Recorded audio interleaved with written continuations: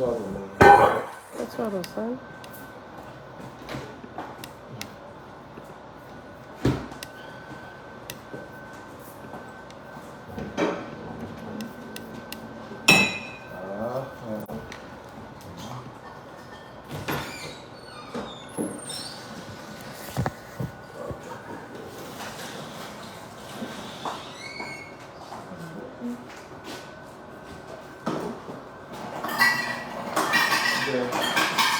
Could you give my mom? Is there a message give my mom a sample of the pasta? Yes.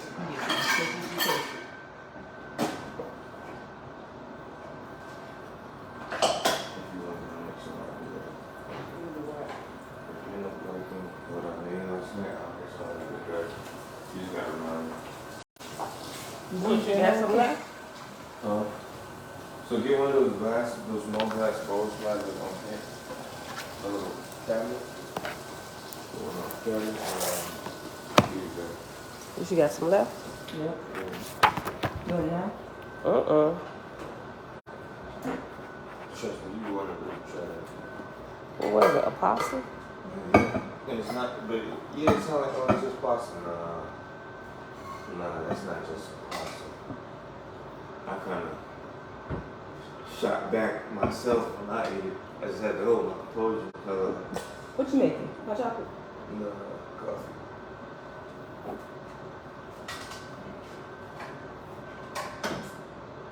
Top of the day, beautiful people. Tiffany, hey girl, hey. Audrey, Lynette, Lavon, shalom, blessings.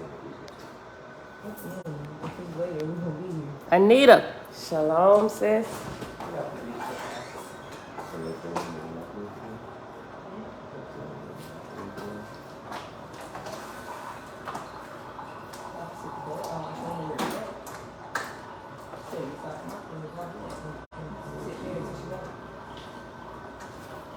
Okay, there's a bowl in there, and they're like, it's so good, and I always have some after work, and you can definitely get some. What you basically telling me, when you come home, you really still want to find it in there. Yeah, that's what I ain't gonna mess with it. No, you can get some though, because you should, like I said, No. I don't want none. You sure? I'm positive. I ain't even taste it. I ain't missing nothing. I don't even know what it tastes like. I'm just saying this. We're going to need more Alfredo. Didn't I? No, I didn't. You just got one yesterday? That was Yeah, it was on like one up there. Oh, yeah. Okay. But yeah, that Alfredo, that Alfredo. Yeah. Okay. All right, beautiful people. Happy Thursday. Cigarettes and coffee. Yeah. Happy Thursday. It is July the 28th, 2022, day 170 of year 4 of reading through the books of the law and the prophets, and on the 4-year consecutive day count, day 1188. Today, we are picking up in Book of Wars Against Jehovah, found in Oahspe, chapter 33 on page 354. Set apart living, love and light, tikva, grand rising, grand rising. All right, y'all. So let's get started. Sorry to interrupt so early, but I can't joke in your sons about their family because of this. Okay, yeah. They joked them 3 times yesterday. I did not like it. I mean, it's there for the taking. All right, Father, we thank you for a peaceful Sabbath day. And we thank you that we're back together again today. All right, y'all. So let's get started. Let's see how much we can get through. All right, chapter 33, page 354. Tayan's lords and their angels departed out of Chesugal, Tayan's heavenly place, and descended to the earth on their mission, and this is what came of it, to wit. Khan Kwan was the son of Kwan Ho, a flathead, but Khan Kwan came of the converts to the Brahmin priests, and so had not his head flattened. But because Suis and Sargis had been long in their family, they descended to Kwan all the time. Okay, so remember, Suis is when they force prophecy, flatten the head. Sargis is when they manifest the body. The spirits manifest a body so mortals can see. Alicia, hey girl, hey. But because Suis and Sargis had been long in their family, they descended to Quan all the same. And he could see and hear the angels and their lords hear all the words spoken to him, a most excellent thing in a king when Druhas are restrained from observing him.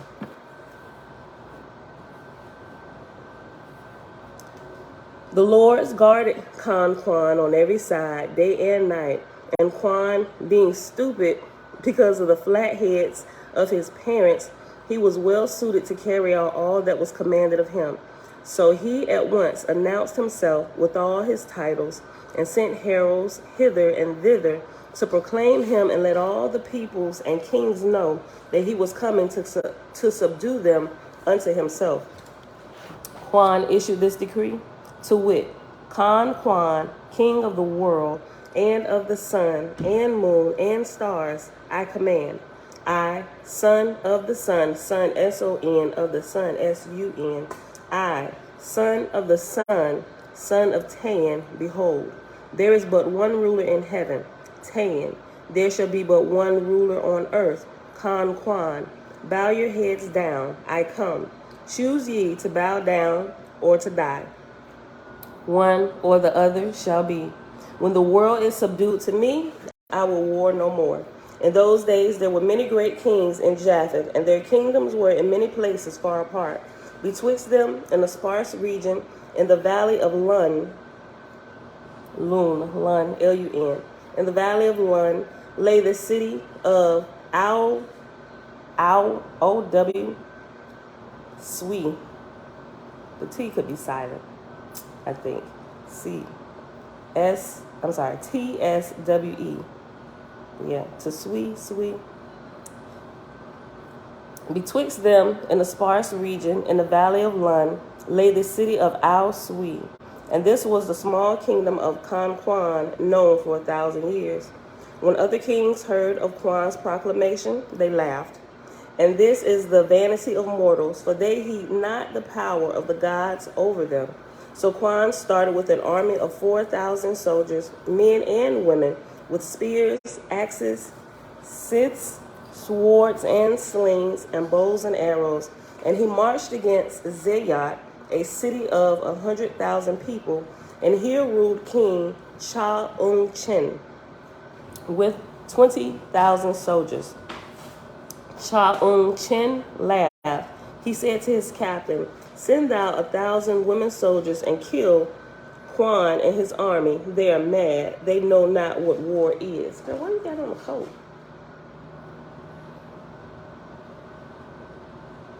Okay. Whatever. Verse 8. The captain went forth to battle, but he took besides 1,000 women soldiers, 1,000 men soldiers. But lo and behold, Quan and his soldiers knew no drill, but they ran forward so strangely that their enemies knew not how to fight them, and they fled in fear, save the captain and 100 women, who were instantly put to death. But not one of Quan's army was killed. Cha-un-chen was angry, and he sent 10,000 soldiers against Quan's ragged army. Cha-un-chen was angry, and he sent 10,000 soldiers against Quan's ragged army. And when the battle was begun, the angels cast clouds before the hosts of Cha-un-chen, and they thought they beheld hundreds of thousands of soldiers coming upon them, and they turned and fled also, save 500 who were captured and instantly slain, men and women. Girl, get back in here. Where are you going? Let's go, back in here. She got on a coat and sunglasses. Like, sis, where you going? Verse 10, page 355. Cha-un-chen said, "It is time now I go myself. My laziness has cost me dear. On the morrow I will lead 30,000 pressed men and women." Yes. I wasn't going anywhere. Okay, well, don't go out there without me. Mom, Yes. there's my Jalen out there. They sit on the porch. Go tell Jeremiah to come in.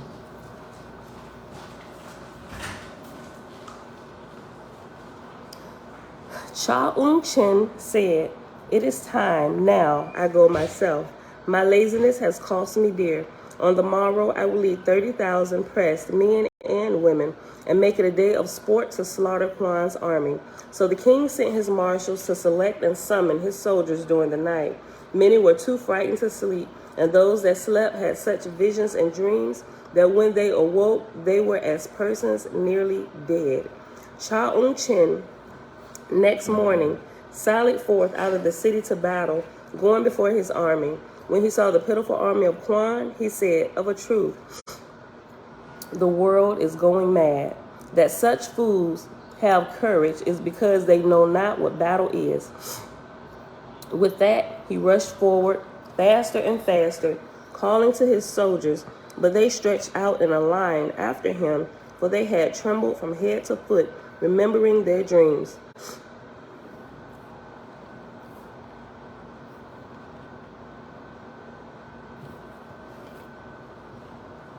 Verse 12, page 355. Presently, Kwan and his army started for them, not with orderly commands, but screaming and howling. Chen's soldiers took panic, broke ranks, and fled in all directions, save 1,000, including King Chen, who were captured instantly and slain. Hold on, y'all.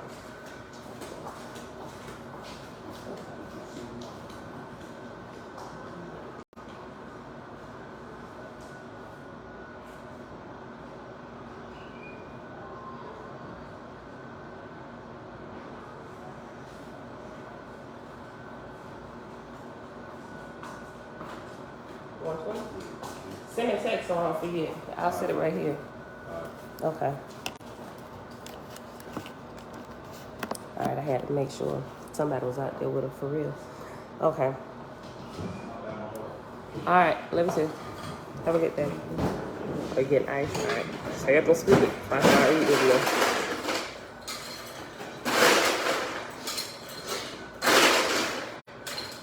I like the wolf that look like a Mexican. Bless you. Don't do that over here. Chicken niggas. All right, my lady. All right, son. Let me see. All right. What?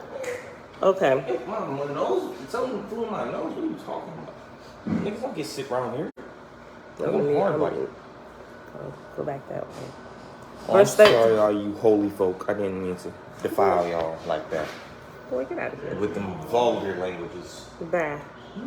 Verse 13, page 355. And on the same day, Kwan went and possessed the city, Zayat, commanding obedience and allegiance of the people. And on the following day, he set 20,000 men to work, building a temple to Tayin, pulling down other edifices for the material thereof. Nor had Kwan a learned man in all his army, but the Lord is with him, showed him how to build the temple, east and west, north and south, and how to make the archways and the pillars to support the roof, and the sacred chambers and altars of sacrifice. Yeah. Is that it?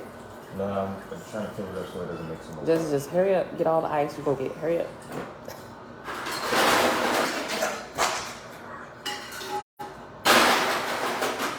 Mom, shalom, shalom. Hey, honey.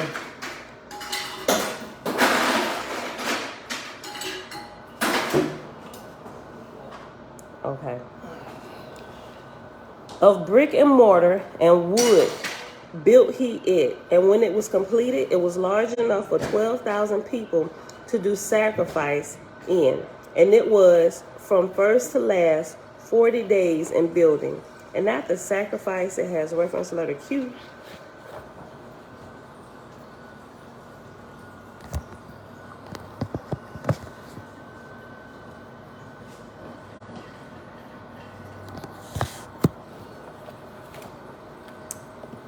On page 387.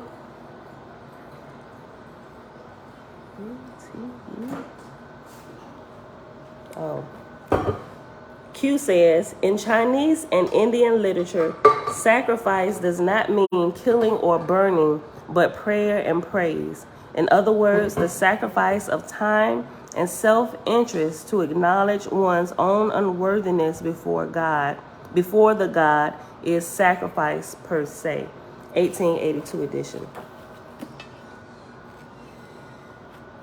All right, so let's go back to 14 on page 355. Besides this, Quan put another 10,000 men and women to clearing the houses and walls away and making new streets in many ways, so that at the time of the first sacrifice of the city of Ziot looked not like itself, and Quan gave it a new name, Luan, and commanded all the people to call it by that name or suffer death. Quan made the people go and do sacrifice to Tayin in the temple every morning, enforced a day of rest for each quarter of the moon, enforced worship on the part of children to their fathers and mothers, the father taking first rank. Then Quan made them pray for those who were slain in battle. I feel some type of way that he just said this. Hold on. Because I be wanting to make sure that I'm doing things not out of just habit and still doing things wrong. Even when it comes to the Sabbath, right? Clearly I understand that the Sabbath is a good thing, resting. If you're constantly working without taking any kind of rest, you eventually wear yourself down.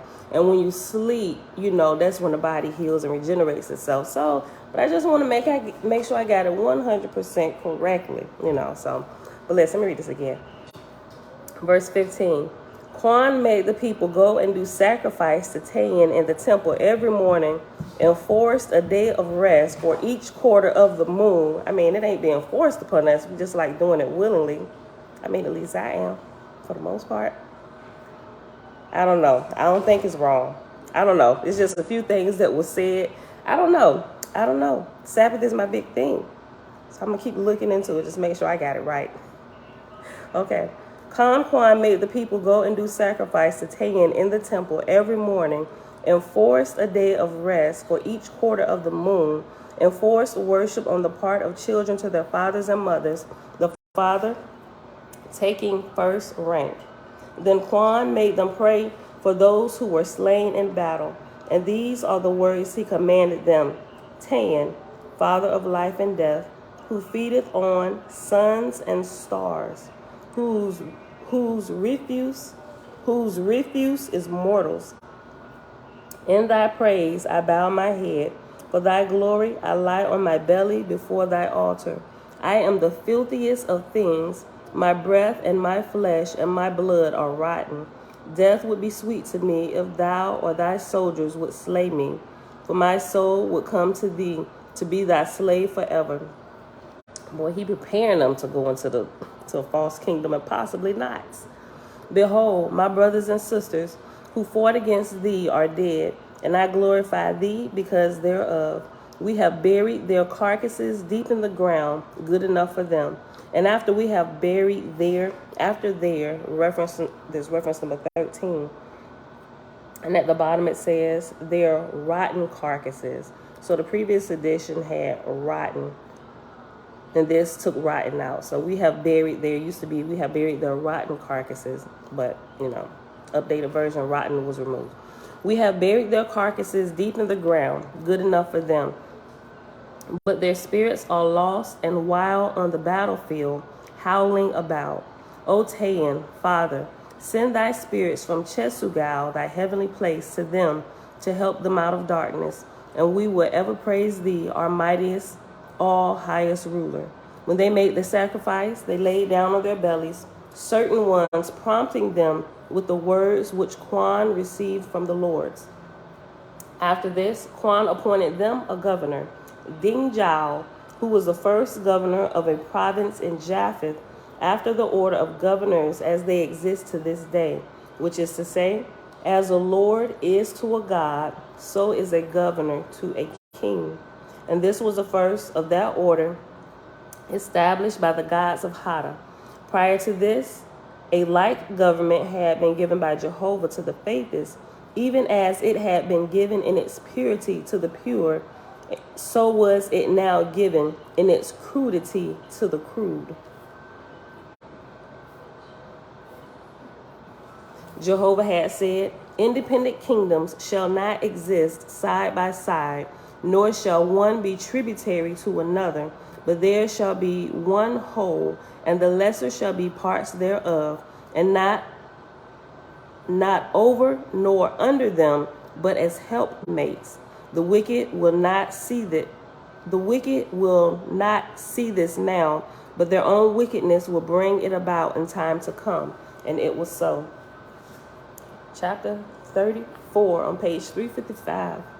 Conquan again went forth to conquer and subdue, going to the southward to Oahspe, a large city having 5 tributary cities, ruled over by Oolong, a king with 200 wives and 30,000 soldiers, men and women, well disciplined.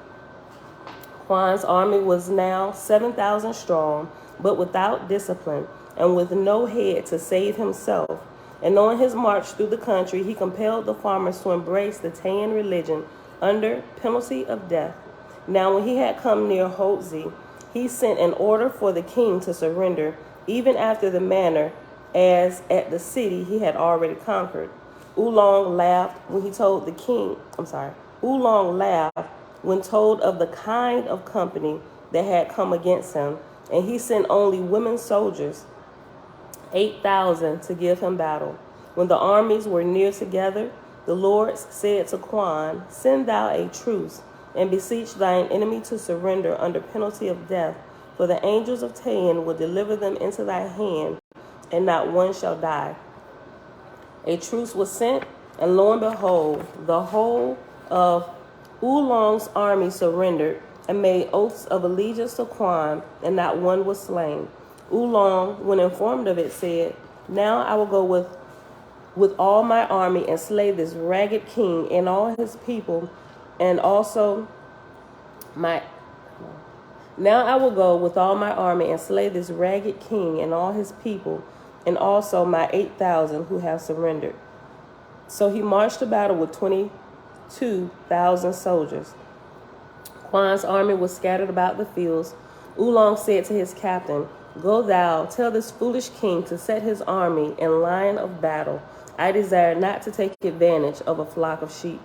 The captain started to go, but ere he reached the place, he fell down in a swoon, for the angels overpowered him. The king saw his captain fall, and he cried out to his army, "It is enough. My army have never seen such fools, and know not how to battle with them. Come, I will lead."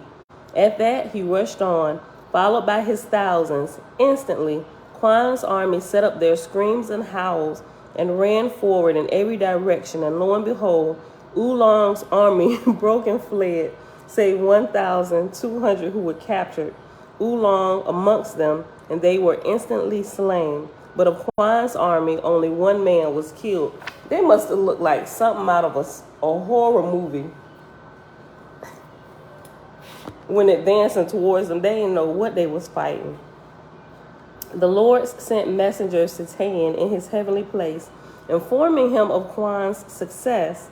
Tayan returned this commandment: "In what has been done, I am well pleased, but suffer not your mortal king, Quan, to win so easily hereafter, but let him have losses, that he may not forget me and my lords and my host of angels. Place ye him in straits, and cause him to pray unto me, and his army shall pray also. And when they have thus sacrificed, deliver him and his army from their straits, and make him victorious for a season." Quan entered the city of Oahspe without further opposition and possessed himself of it. At once he caused 30,000 laborers to fall to work building a temple to Tayan. Another 20,000 he caused to pull down houses and make other streets more beautiful. In 28 days, the temple and the streets were completed, and on the 29th day, the sacrifices, worship commenced, and all the people were obliged to swear allegiance to Quan and to Tayan or be slain. And on the first day, there were slain 4,000 men and women, worshippers of different gods, but for the main part, the Great Spirit who would not take the oath. Let me say that again. And on the first day, there were slain 4,000 men and women, worshippers of different gods, but for the main part, the Great Spirit, who would not take the oath. Okay, I just read it a little wrong, and it sounded wrong. Okay, I'm going to read it one more time. And on the first day there were slain 4,000 men and women, worshippers of different gods, but for the main part, the Great Spirit, who would not take the oath. Okay. After that, none refused. And so Quan gave the city a new name, Tushan, and he appointed So-Wo-Si governor and commanded the tributary cities to come under the yoke. After that, Quan went forward again to conquer and subdue, and the lords of heaven and their 12 million angels went with him in advance of him, preparing the way. And news of his success was spread abroad amongst mortals also, well exaggerated, so that the inhabitants of the cities, far and near, feared him. The Lords suffered Quan to conquer and subdue yet 3 other large cities without loss to his army, and lo and behold, Quan began to think it was himself that possessed the power, and not Tayan. The next city, Chigao, and after Chigao is reference number 14, and 14 at the bottom says Chiga. The next city, Chigao, was a small one of 50,000 inhabitants. Quan inquired not of Tayan through the lords as to how to make the attack, but went on his own judgment. Now there ruled over the city a woman, Langui, a tyrant, little loved, and she had but 4,000 soldiers, and Quan had 7,000. Quan, arriving near, demanded the place, but the queen answered him not with words, but had her soldiers in ambush, and thus fell upon Quan's army and put 1/2 of them to death. And yet the queen suffered small loss. Quan, not finding his lords with him, fled, and his remaining army with him. But the lords urged the queen to pursue him, and she again fell upon him and slew another half, and crippled hundreds more. But the queen suffered small loss. The lords then spoke to Quan, where he had escaped, and said unto him, because thou wert vain, and rememberedest not me, who am thy heavenly ruler, Tayan, I have labored to show thee that of thyself thou art nothing. Then Quan prayed to Tayan, saying, most mighty ruler of heaven and earth, thou hast justly punished me. I pray thee now, with good repentance in the bitterness of my shame, what shall I do, O Tayan? I am far from home in a strange country, and my army is well nigh destroyed. All the nations are against me. A sheep is safer in a forest with wolves than I am in these regions. You get ice? Yeah, we was already in there. I thought I didn't have ice in there. Oh, I told you, them coldest water bottles are the truth. Yeah, man. I had one ice in here from last night. Okay. Verse 16.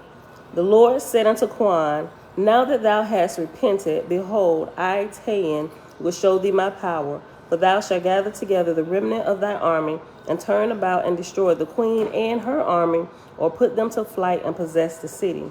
Quan, on the next morning, being inspired by his lords, prepared for battle, though he had but 700 men.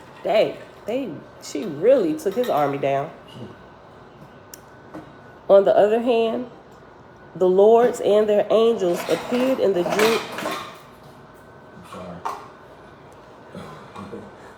Quan, on the next morning, being inspired by his lords, prepared for battle, though he had but 700 men. On the other hand, the lords and their angels appeared in the dreams and visions of the queen's army, saying to them, every time I see somebody screwing with somebody's dreams, because dreaming, I dream all the time. This is quite interesting. This just further verifies that all the dreams don't come from the Great Spirit, and that they can be tainted and messed with, and you can be deceived in your dreams. Okay, Trina, hey girl, hey.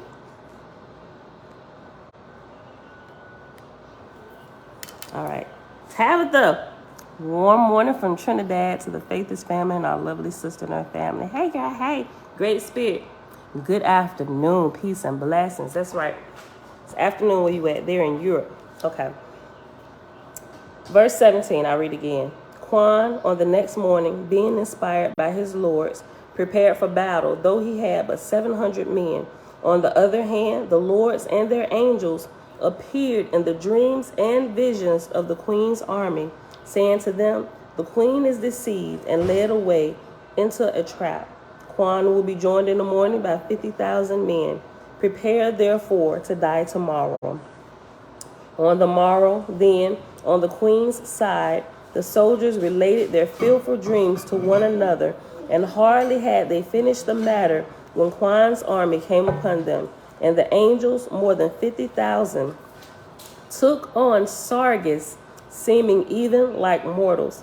At sight of this, the queen's army were so frightened they could not flee, save a few, but nearly the whole army surrendered, throwing away their arms and laying down. Quan and his army fell upon them and slew them, more than 4,000, who were rendered powerless by the angel host with them.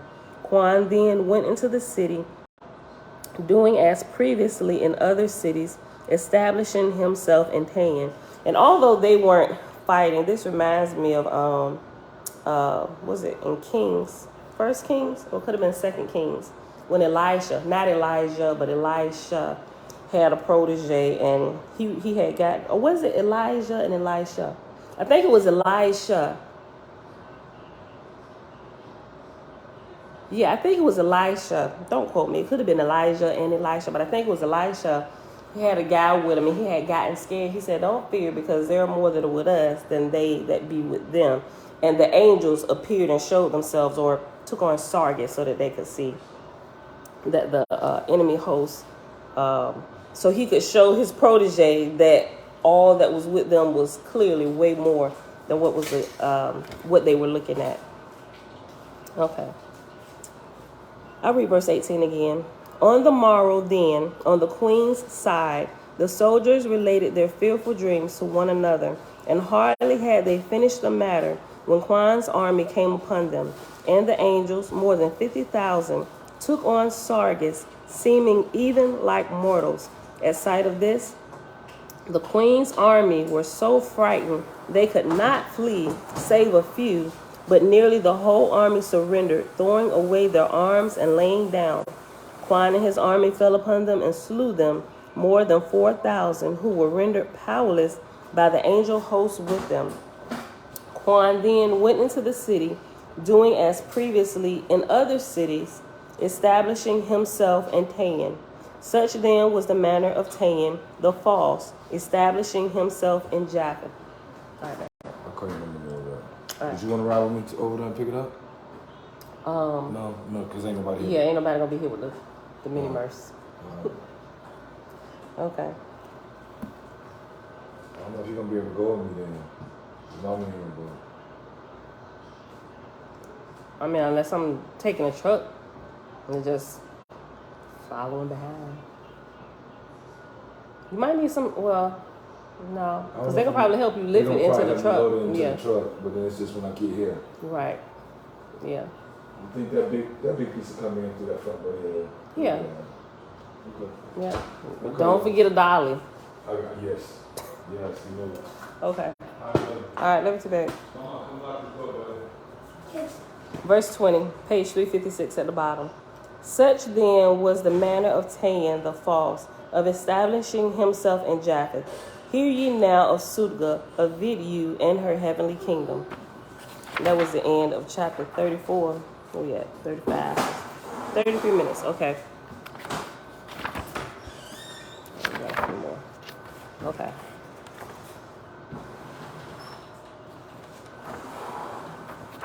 Okay. Chapter 35. Sudga, the false of Vidu, and her heavens, whose heavenly kingdom contained more than 3,000 million angels, on his way home from Horeb, said to himself, 2 things I am resolved upon, to proclaim myself creator and ruler of heaven and earth, and to change the name of my heavenly place and call it Hulberg, Alberge, the mountain of the clouds.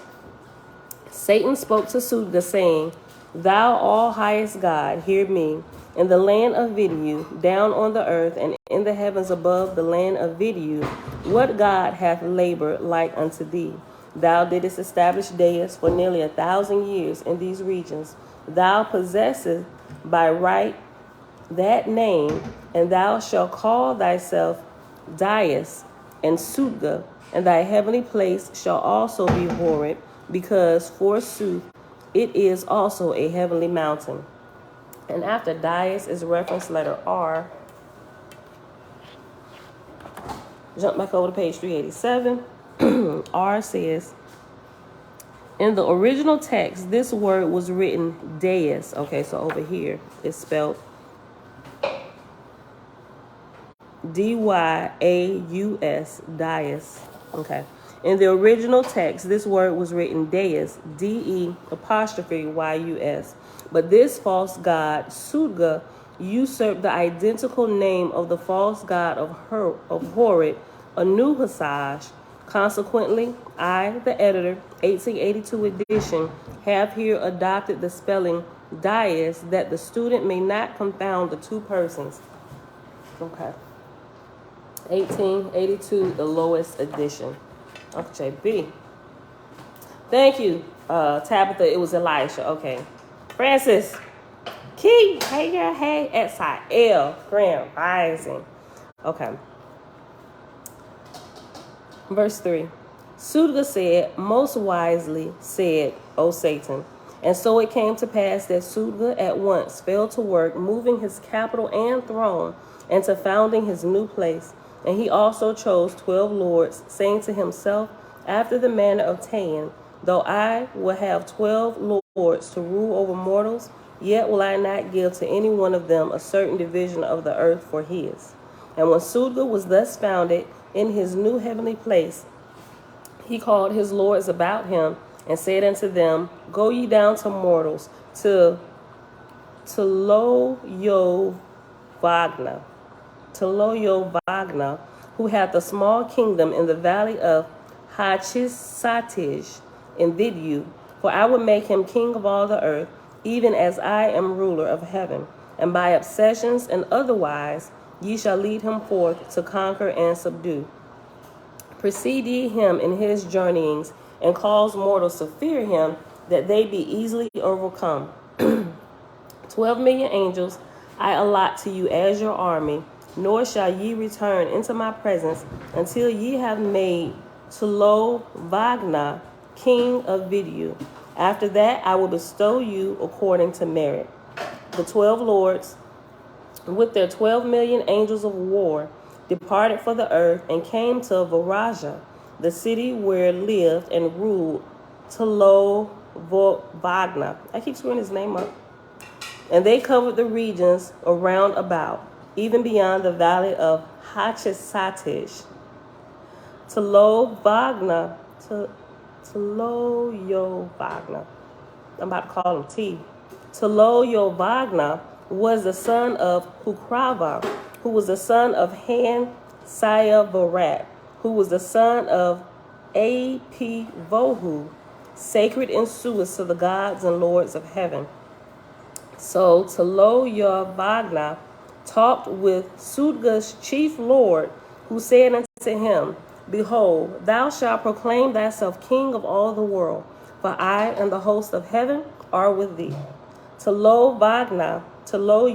Wagner said, Alas, mine is the weakest of kingdoms. I have not 1,000 soldiers. Other kings will laugh at me. But the Lord answered him, saying, What are mortal kings in the hands of Dias, he who was Sudga? I say unto the nations of the earth, Go down, and they fall. I say, Rise ye up, and they rise. Man looketh to stone and clay and water for great power. But I that am unseen am greater than all the lands and waters of the earth, for I rule over them and over heaven also.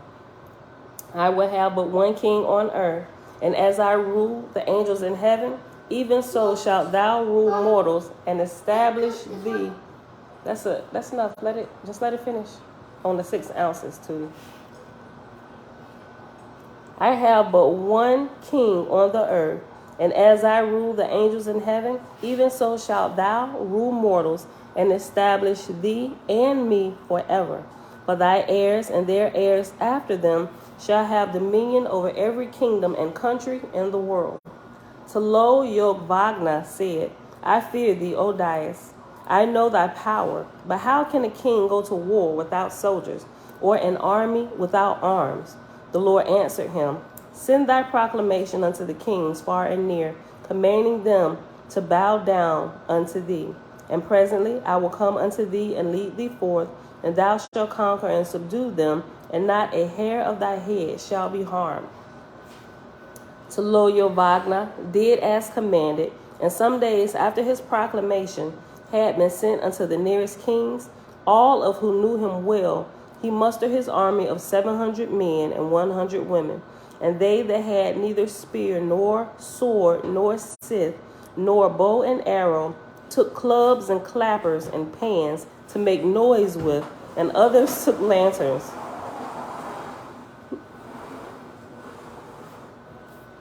The first city they approached was Oahspe, ruled over by Oahspe, who had an army of 4,000 men and 1,000 women. When near the place, Jehovih sent his demand for the surrender of the city. Oahspe answered him not, but said unto his army, Go ye and surround yonder fool, and destroy him and his army. Now behold, the night came on, very dark, ere the attack was made. And the Lord said unto Jehovih, Command thy soldiers to light their lamps. Jehovih said, I fear, O Lord, I will not, for will not lamps expose us unto death? But the Lord said, Light the lamps. So the lamps were lighted, and the enemy began to march. So when the lamps were lighted, the enemy began to march as if to surround them, some going one way and some the other. And the Lord's angels made lights also, to the left and to the right, so that the enemy, in order to surround the lights, kept extending in 2 lines away from the other. Presently, they judged by the lights that there were tens of thousands of soldiers come against them. Suddenly, now, Jehovih's army sounded their pans and kettles, and set up furious howls and screams. And in the same time, the angels of heaven cast stars of light in the midst of Oahspe's army, and they became panic-stricken and fled in all directions, save 300 who were captured and put to death. Then Jehovih sent 100 men into the city and captured Oahspe and slew him. After this, Jehovih entered the city and declared the place his. Now, as I'm thinking about this, I can see, well, because we live in the United States and all kind of craziness happened, and I'm prior military, so I carry my sidearm on me 24/7, and it's like, yeah, I ain't gonna be caught slipping out here, in hopes that I never have to use it. But while reading through this, clearly, if we worship the Great Spirit and live according to his rules of life, like, we shouldn't bear arms, right? So I'm gonna be honest, that's one of the ones I still kind of take issue with, because I'm like, do you know where we live at? Although we live in a good neighborhood here, and as most as I possibly can, I practice being aware of my surroundings at all times. So even though I carry it with me, I never ever find myself I would hope that I would never find myself in a situation where I would have to use it. I would hope that my discernment would kick in, and I will hope that every day I'm in tune with the Great Spirit, that I can hear, don't go this way today, or don't go there today, or let's not visit that store today, right? Because if some shenanigans pop off in my vicinity, I could, and especially my children with me, and most of the time when I go out, my children are with me, right? So And that's one of the main purposes, especially when I go out without my husband, right? 'Cause y'all ain't gonna catch us slipping. That's just how I feel about this right now, you know. But the more I look at this, and I'm just like, and even though this is talking about the false gods and their kingdom, I'm just thinking how much more we would be protected when you're walking in line or walking in truth, the best we know and understand how to, right? How much more will we be protected? So I'm just really adjusting my thinking and how I really feel about all of this. Because there have been instances where I found myself in a situation, and these were some of my younger days, where I almost found myself dead. And by some strange happening, or even one time I was working in a movie theater. Who robs a movie theater? Guy coming there with a sawed-off shotgun, sawed-off assault rifle. Working, you got ticket booth right here, just, you know, teenagers at the time. Mind you, we stayed in Illinois. Working in a movie theater, you know, working the late shows and everything. Dude comes in there to rob the friggin' movie theater. I'm working concession. He come in there. He had a friend outside. 2 came in. One was in the now that I'm thinking about it. One was in a getaway car. 2 came in with a sawed-off assault rifle, pointed the gun right at the head of my friend. It was like, you know, cursing, give me all the money. And first we thought it was a joke, and he thought it was a joke, you know. He was like, man, get out of here with that. He didn't realize it was a real gun. And when he pumped that jank, everybody eyes just like, oh, shoot. And so if you ever worked in a movie theater, they have cabinets with little thin, like, cabinets on the bottom that you can stick the cups in. You know, you just kind of slide them in there and push them towards the back. Boy, I tell you lose all kinds of common sense. I snatched that jank open trying to fit in there with them cups or whatever. It was a good thing that we had cameras all in the movie theater. And they saw everything that had happened from the back office, and they called the police. They locked themselves in the office back there, called the police. But what happened was, as the dude was getting amped up, and I'm like, Father, surely. I'm thinking, I didn't escape being shot up in a car. I can't die like this. Not in the movie theater, right? So we back there, we can't get out because if we run out, clearly they would see us and we probably get shot in the back or something. So we crouched down in the corner of the concession booth over at the corner, and there is glass, and we see people who were coming out of the main movie theater, and they walked right into the scene. I remember one man and his little girl, he snatched her up and they flew down the hall. Everybody came out. They saw people running. Everybody started running, and I'm looking like, we back here, somebody help us. But I didn't want to get super loud. But what happened at that moment when it seemed like he was about to shoot, out came from the movie theater an officer who was off duty that was there to watch the movie. And I want to say, if I'm not mistaken, what was playing at the movie theater was Batman. One of the first ones. One of the first Batmans was playing, if I remember that correctly. But he came out there. It was a couple people that ran back in the movie theater, and I'm sure when they went in there, they screamed, somebody's out there robbing the place. And the off-duty officer came out, and he screamed. He told him to drop his weapon. When he turned, there was 2 shots that was let off, right? The guy, he shot the shotgun. He missed the officer, but the officer got him. He didn't kill him, but he paralyzed him for life, right? So, make a long story short, we found out who the person was that robbed us a few days later. It was the guy who actually lived. The movie theater was right here, and behind the movie theater, there was like a neighborhood. The guy lived in the neighborhood right over. He got, I'm not sure how much jail time he got, but I know he was paralyzed for life, and he's in a wheelchair. Yeah, so different things like this I've had happen to me a couple times in my life. And it's like, I don't want to be caught slipping without a weapon on me, because I want to at least give myself a chance to live.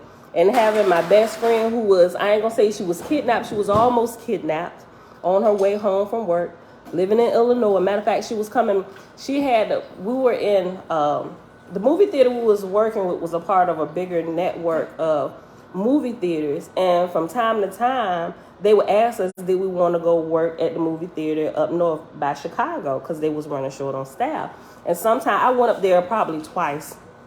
I went up there only twice in the very first time I went over there, we got pulled over by the cops, like being harassed and stuff.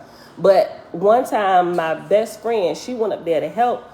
When she was coming back, she had stopped to get gas and almost got abducted. She was fighting. Her face was swollen. She got away. Her face was swollen. I mean, they kind of beat her a little bit, you know, but her face was swollen, and it's just crazy. I've had some crazy experiences in my life, and it's like, I'm not so easy to part with my sidearm. It's just like, Bob, you had to help me on this because I don't know. Yes, babe. Just give me a few minutes. I'm almost done. Then I'll fix you something. Okay, so I got into all that because I'm just like, if the false gods and false lords protect their slaves or their soldiers going out doing all this, how much more would the Creator protect his, right? You know, so I'm just really trying to let that really sink in. But still, I call it using common sense. I'm still going to carry mine with me. Just, you know, keep me wise enough so I don't find myself in a situation where I have to use it. But if a situation happened to me and my kids, at least I got the opportunity, especially until we learn how to sargus ourselves or whatever, till we learn some of the supernatural stuff, how to do it at the snap of a finger. So that's just my truth. That's where I'm at right now. So we always packing. I'm just, but as we grow out, I will hope that we, you know, that we know beyond a shadow of a doubt that we can call heavenly hosts if we ever find ourselves in a situation where, look, there definitely has to be divine intervention or somebody might lose their life, you know. So, all right, let me read the first, verse 15 again. And the Lord's angels made lights also to the left and to the right, so that the enemy, in order to surround the lights, kept extending in two lines away from each other. Presently, they judged by the lights that there were tens of thousands of soldiers come against them.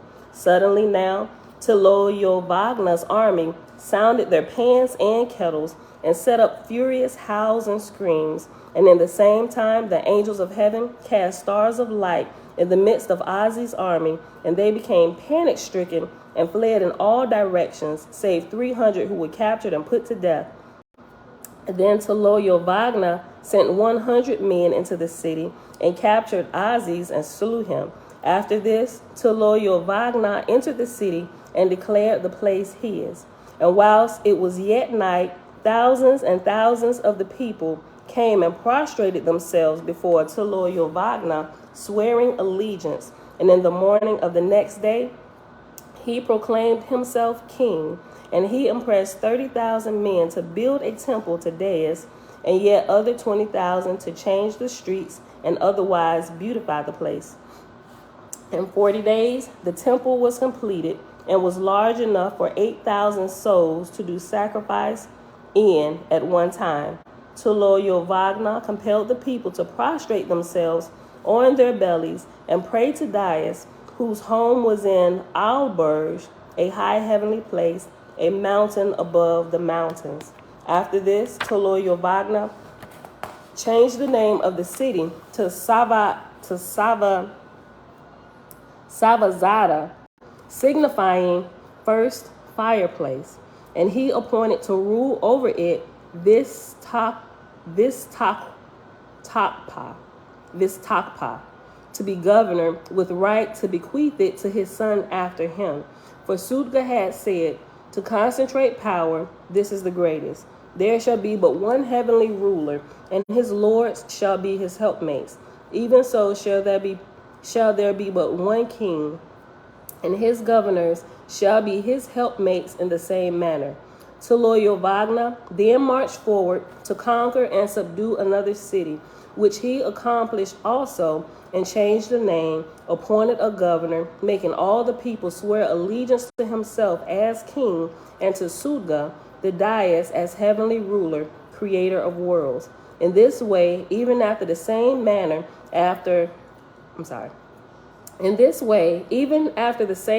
as Khan Kwan and Japheth did Jehovah proceed in video from city to city, conquering and subduing. For the gods, Tayan and Suga, had oft conferred together on this subject previously and had long experience in manipulating mortals in their games of life and death, nor did mortals mistrust the power above them. Hear ye next of Osiris and his gods, Baal and Ashtaroth, whose heavenly kingdoms contain more than 12,000 million angels. Oh, we got 54 minutes? Okay, we'll do one more chapter. Chapter 36, page 358. When Osiris, the false god of Arabinia, and her heavens left Deus and Horeb, the self, Satan, that was in him, spake to him, saying, Osiris, thou art a fool. Thou deservest to be ground to dust. Behold thy wisdom and power, and yet thou cringest to thy inferiors on every side. Wert thou not made as well, and withal as masterly, in making others to bow to thy will and decrees? What more is required for gods or men than to make slaves of others, to do him honor and reverence? Hold on. Let me read that again. It was a question. What more is required for gods or men than to make slaves of others, to do him honor and reverence? Then Osiris said, Thou truest of gods, oh that I had struck out from the first for myself, but I will amend my time. When I am in my heavenly place, I will send to the earth my laboring gods, Baal and Ashtaroth, to come to me, and I will make our three kingdoms into one, and mine shall be chief. And I will offer emulants to the best, highest grades in Horeb, thereby drawing from Deus his best fruits and flowers, and I will send to him some 2,000 or 3,000 million of my superabundant druhas.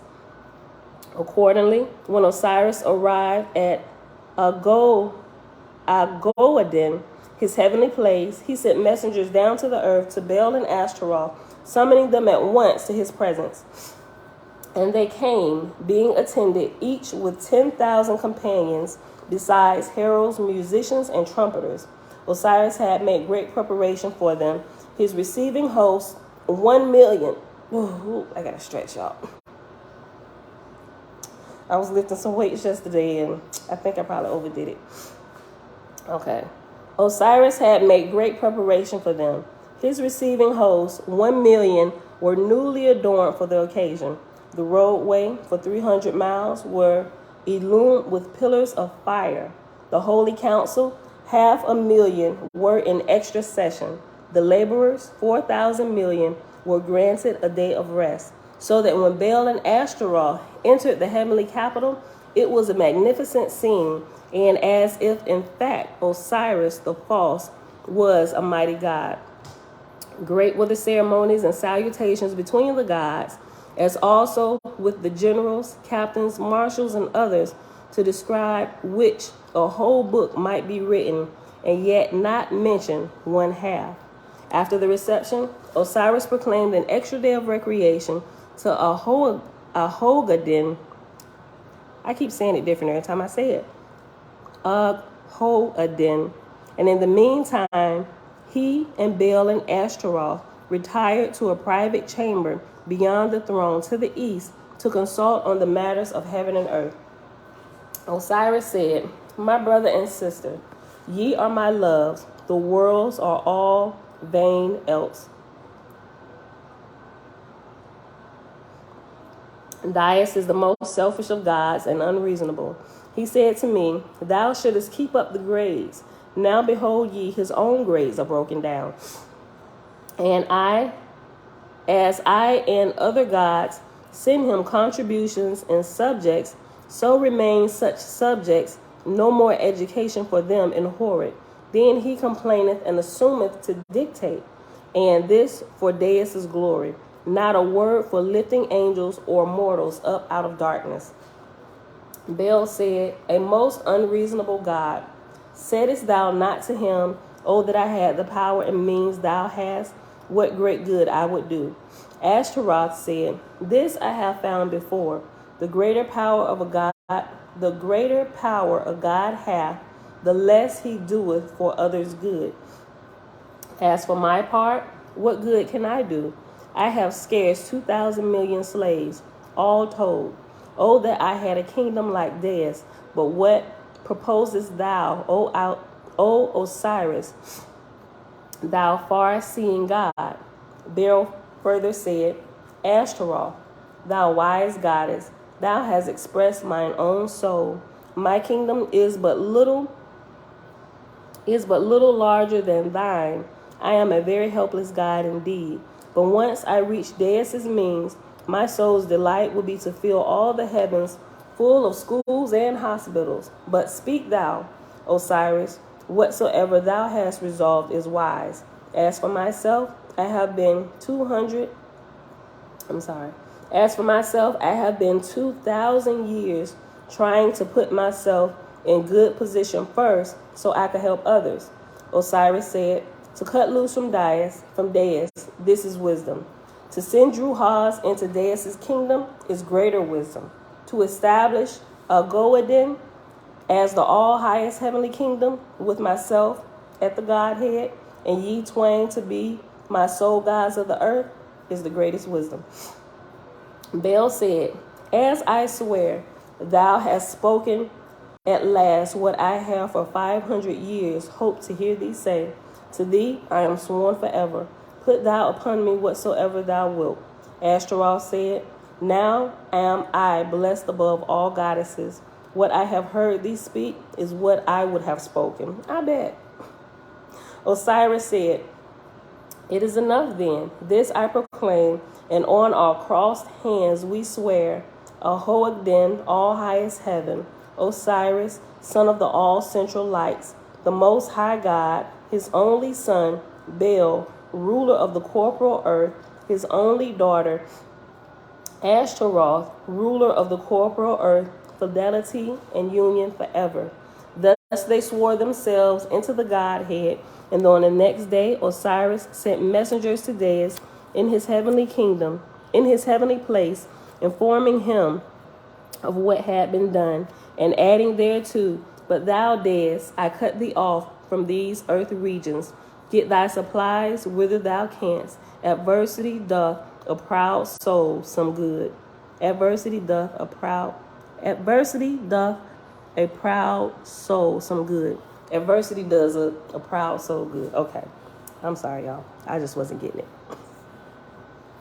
Okay. And that might actually be our title for today. Adversity doth a proud soul some good.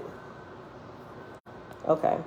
All right, so that is it for today, beautiful people. We're at an hour and 1 minute. So I'm trying to get better about this time. All right. So I'm writing my page number down. 359. All right, y'all. Oh, yeah, somebody asking. Who was that? Freedom Renee Gunter. Shalom, shalom. Yeah, Oahspe. Inside the Oahspe, we were reading from the Book of Wars Against Jehovih. And we were on page 359, and we just finished up reading chapter 36.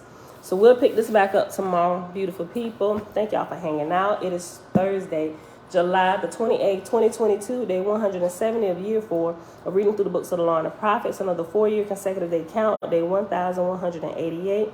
And we just read pages 354 to page 359 in the Book of Wars Against Jehovih. All right, y'all, that is it.